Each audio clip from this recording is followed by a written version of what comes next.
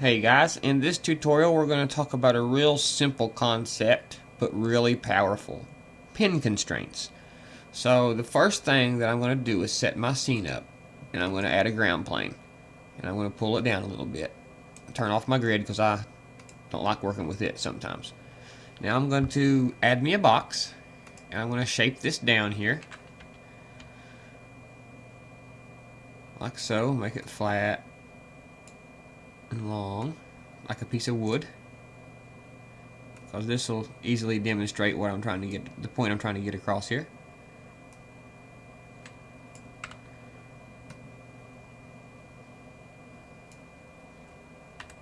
Okay, let's make it a little wider. Okay, now we have this board and everything, but as you see, if we push play, nothing happens. So we're going to turn this into a rigid body. So we'll go to our rigid body shelves, select rigid body object, select our board, hit return, and that turns it into a rigid body object. If I hit play, you'll see it falls down. Boom. Okay? So now what we're going to do is we're going to add a pin constraint. So I'm going to go to my rigid body shelf, RBD pin constraint. I'm going to hit that. It's going to ask for the geometry that I want to constrain. I'm going to select it and hit return.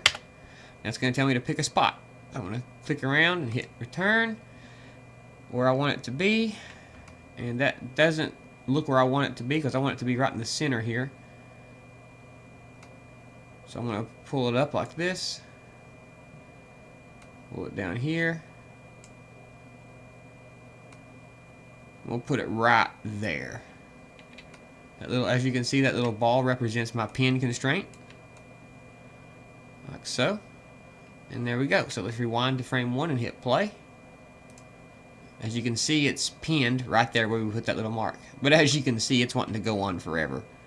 So as a side note, let's go over here and tab in a drag force node.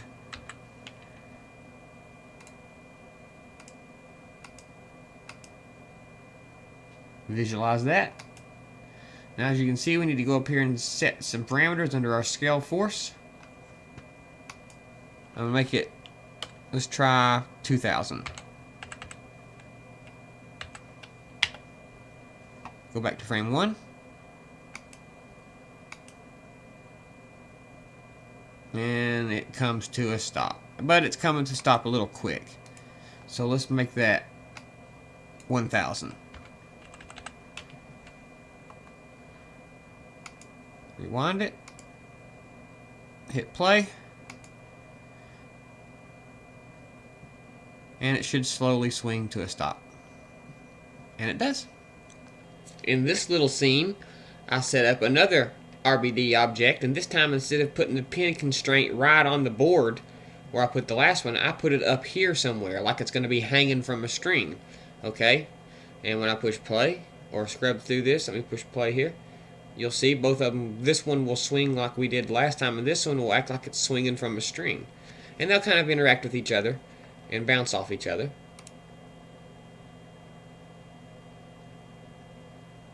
As you can see, they hit right there and touched.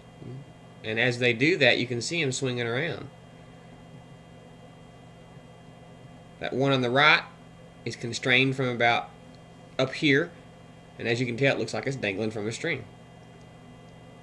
So that is how you do pin constraints. I hope you've learned something, and we'll see you next time.